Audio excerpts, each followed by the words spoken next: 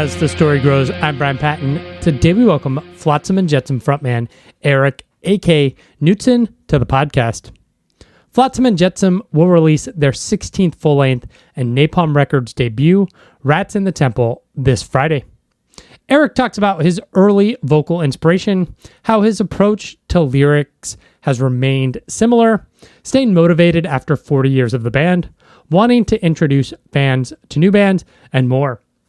Eric and I cover a lot of ground in a short amount of time.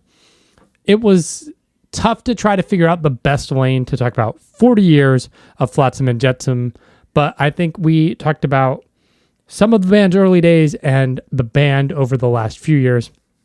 It was a lot of fun getting to dive into Flotsam's long discography and just become a fan again. And Rats in the Temple is an absolutely incredible record, so make sure you check it out on Friday. Thanks so much for listening to this episode of As the Story Grows. If you're brand new to the podcast, welcome. You can find links in our show notes or at asthestorygrows.com for our mailing list, our Discord server, and our Patreon page.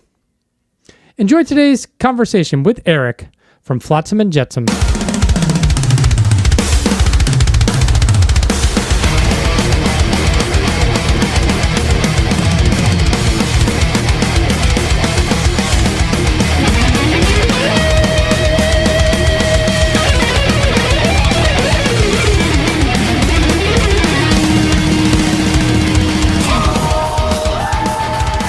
Are we having fun yet today? Yeah, sure. Yeah, why not? All right. Are you?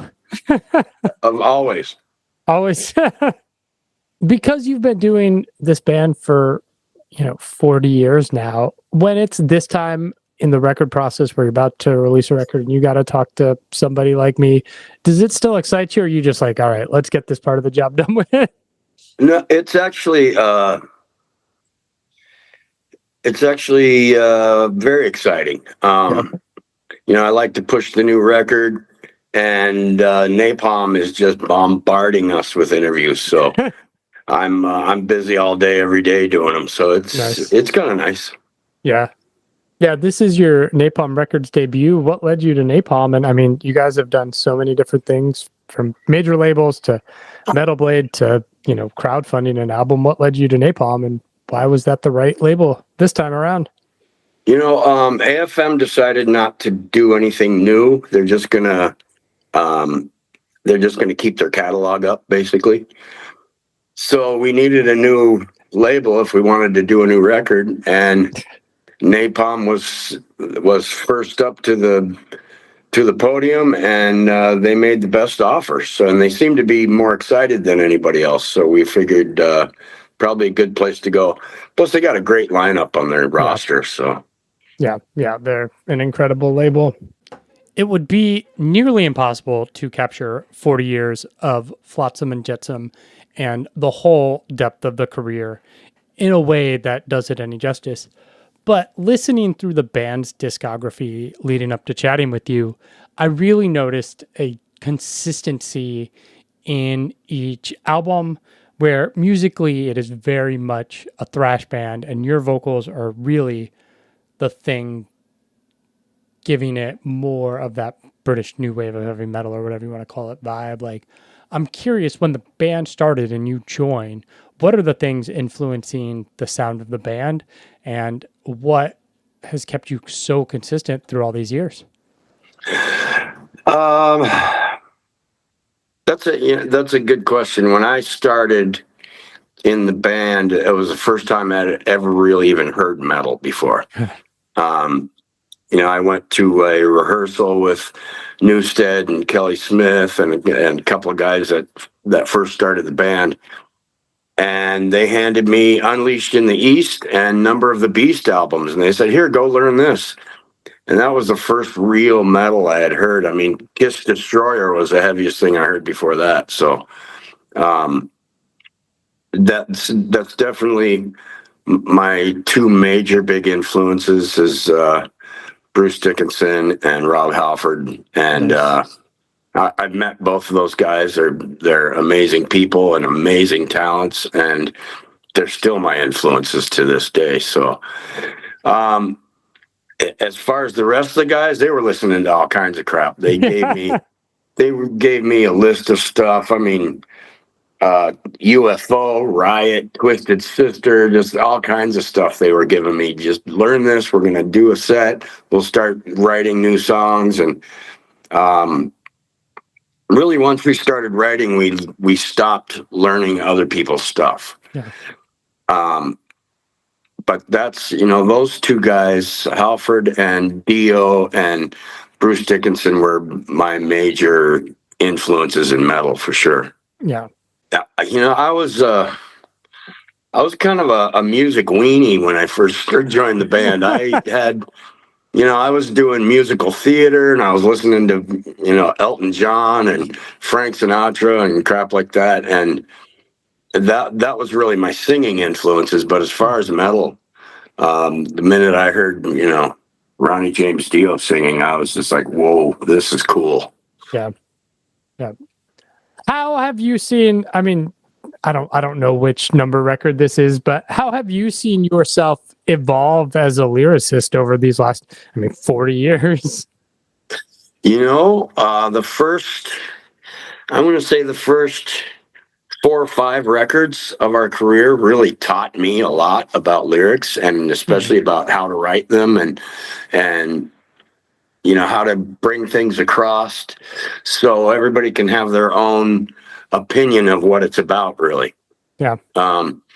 When I hear a song that is talking about a specific thing and a specific opinion on that thing, it limits you to where your mind can go with it. So I try to keep things, even if, let's say it was a political song, I try to keep things to where a Democrat could go, hey, that's about us, or a Republican could go, that's about us, even listening to the same song. Yeah. And when, what it's really about most of the time is just common sense and stupidity. So.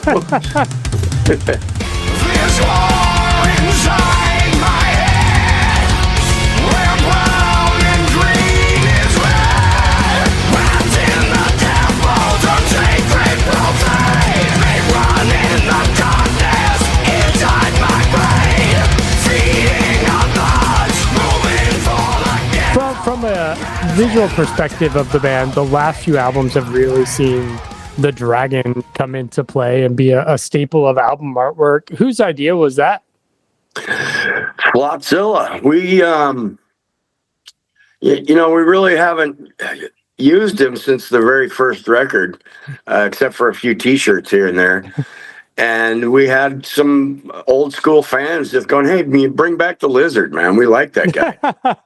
So we tried it, and Andy Pilkington, who does our album artwork in the UK, was just like, oh, I love that creature. I can go hog wild with that. And he came up with a couple things, and it was right on the money. And we've just kind of let him run with it since then. Nice. This new album is called Rats in the Temple. That's a song on the album, but what led to that title, and what kind of things were inspiring you writing this time around? Yeah, it's I really tried not to keep a major theme throughout all the songs. I wanted them to be kind of all individual. But, you hear the news and all the stuff going on every day, and you just can't help it. Sometimes a link between everything all comes together, Yeah.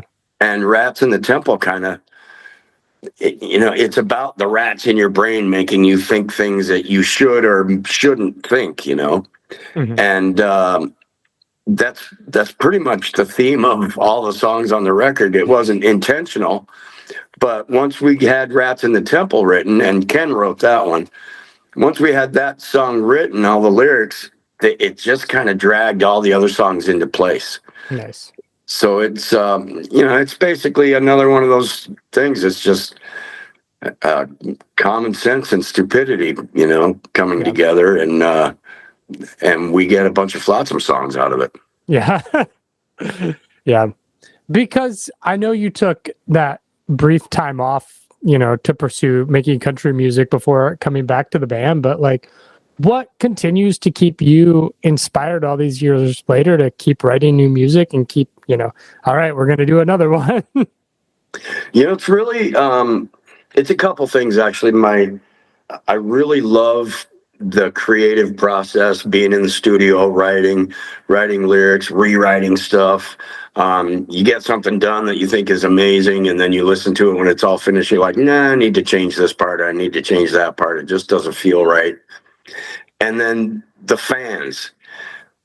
Our hardcore fans will not let us quit ever, especially me. Those people are just like, if you quit, I'm going to hunt you down, and they do the same thing with the first couple of records. If we play live and there's a couple of songs, if we don't play those live, people get angry and they get vicious. So, we always have to play Hammerhead. We always have to play No Place. We've been playing them for 45 years now. So the fans they're pretty much everything to this band, I think. Yeah. Are you kind of, to my eye, a lot of modern metal is having this moment, and it seems like we're in a new golden age of heavy music, especially in America. But being a legacy band, do you see that? Are shows bigger? Are you reaping some benefit or making new fans? Especially since the last 4 or 5 records. Our crowds are getting huge. We're almost selling out every time we play. It helps some of the bigger tours we've been on. We've probably done 250 shows with Megadeth over the career. I've done 90 shows with King Diamond. We've played with just about everybody. And that helps a lot. People are just like, oh, I remember I went to King Diamond, them tour, and Flotsam opened up. They were amazing. I'm going to go see them. That helps a lot. And at this point in the career, we're hoping we can help out some newer bands in the same way. People coming to see Flotsam, and they're like, that band that opened up, what was their name? They were great. That's kind of a big compliment to us when a band can get a little more notoriety just by opening up for us. Yeah. Album's out the end of the month. What is kind of the plan for touring and playing shows? We've got, I think, 6 or 7 weeks planned for the end of this year, for the rest of this year. And we haven't planned anything for next year yet, but I know the agents are working on it, and they're working hard. So it's been a while since we've done a U.S. tour, so I think that's probably in the books. And going a few places we haven't been before. We're going to Australia, New Zealand. Our biggest fan base is the Germany, Netherlands area of the world, and I think we have about 5 weeks planned in that area of the world again, because it's been 40 years. We've got a lot of friends and fans there that just love us. So, and we're very comfortable there. So, going back to Greece again. We're hitting a lot of places. We don't have a lot of festivals booked, but they're pretty much wrapping up for the year pretty soon here anyway. So we're hoping to hit a bunch of festivals next year. Who knows when we'll start writing again, but it's getting tough. Our big thing is to don't put out an album that's worse than the last one you put out. Yeah. And the last 4 records were pretty good. So now we're kind of, biting our fingernails going, I hope we can make something as good as this one. Yeah. Because technology has changed so much. Obviously, I'm sure the writing process has changed, but has it really impacted the approach of the band when you start a record? I mean, you're probably not in a room together until way later, right? Yeah, not till tour rehearsals. It was kind of fun back in the day. We would get together in our jam pad, and we had a little, makeshift studio built in there, and we'd get together and jam and drink and talk about stuff, and it was almost an every night thing. the way technology is now, we can still kind of do that, but we just do it over the phone or over the internet. So, we're getting old and lazy. So if we can sit at home and write songs and call each other and send messages back and forth, that's better. I don't have to get in the car and drive anywhere. So yeah.